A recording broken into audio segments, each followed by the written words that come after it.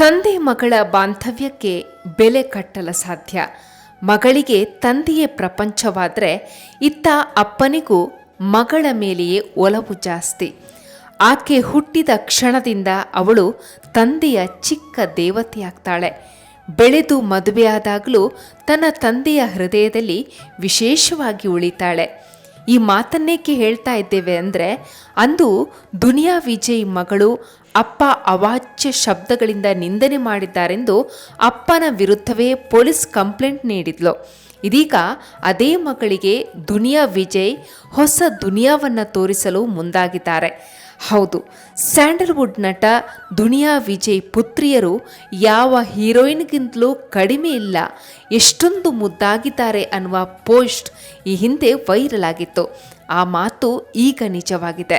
ಎಲ್ಲರೂ ಅಂದುಕೊಂಡ ಹಾಗೆ ದುನಿಯಾ ವಿಜಯ್ ಪುತ್ರಿ ಸಿನಿಮಾ ಕ್ಷೇತ್ರಕ್ಕೆ ಎಂಟ್ರಿ ಕೊಡ್ತಾ ಇದ್ದಾರೆ. ದುನಿಯಾ ವಿಜಯ್ ಅವರು ತನ್ನ ಮಗಳನ್ನ ಸ್ಯಾಂಡಲ್ವುಡ್ಗೆ ಪರಿಚಯ ಮಾಡಿಸ್ತಾ ಇದ್ದಾರೆ. ಅಚ್ಚರಿಯ ಸಂಗತಿ ಅಂದರೆ, ಮಗಳ ಸಿನಿಮಾದಲ್ಲಿ ಅಪ್ಪ ದುನಿಯಾ ವಿಜಯ್ ಕೂಡ ನಟಿಸ್ತಿದ್ದಾರೆ.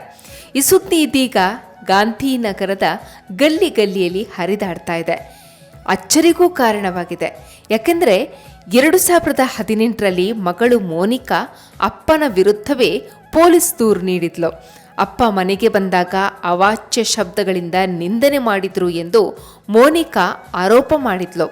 ತಂದೆ ದುನಿಯಾ ವಿಜಯ್, ಚಿಕ್ಕಮ್ಮ ಕೀರ್ತಿಗೌಡ ಹಾಗೂ ವಿಜಿ ಕಾರ್ ಡ್ರೈವರ್ ಸೇರಿದಂತೆ 5 ಜನರ ವಿರುದ್ಧ ದೂರು ದಾಖಲಾಗಿತ್ತು. ಇದನ್ನು ದುನಿಯಾ ವಿಜಯ್ ಅವರು ಅಲ್ಲಗಳೆದಿದ್ರು. ಇದು ಯಾರದ್ದು ಕುತಂತ್ರ ಎಂದು ಹೇಳಿದ್ರು. ಬಳಿಕ ಆ ವಿವಾದಗಳಿಗೆ ಒಂದು ಹಂತಕ್ಕೆ ತೆರೆ ಬಿತ್ತು.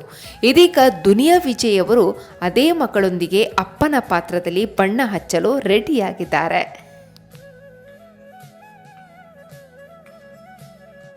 ಸದ್ಯ ಇದೀಗ ತಂದೆ ಮಗಳ ನಟನೆ ನೋಡಲು ಅಭಿಮಾನಿಗಳು ಕಾತುರದಿಂದ ಕಾಯ್ತಿದ್ದಾರೆ. ಮೋನಿಕಾ ವಿಜಯ್ ಅವರು ಸಿನಿಮಾಗೂ ಬರುವ ಮುನ್ನ ಸಾಕಷ್ಟು ತಯಾರಿ ನಡೆಸಿಕೊಂಡೇ ಚಿತ್ರರಂಗಕ್ಕೆ ಪಾದಾರ್ಪಣೆ ಮಾಡುತ್ತಿದ್ದಾರೆ. ಸಿನಿಮಾಗೆ ಹೆಜ್ಜೆ ಇಡುವ ಮೊದಲೇ ರಂಗಭೂಮಿಯಲ್ಲಿ ನಟನೆ ಕಲಿತು ಬಂದಿದ್ದಾರೆ.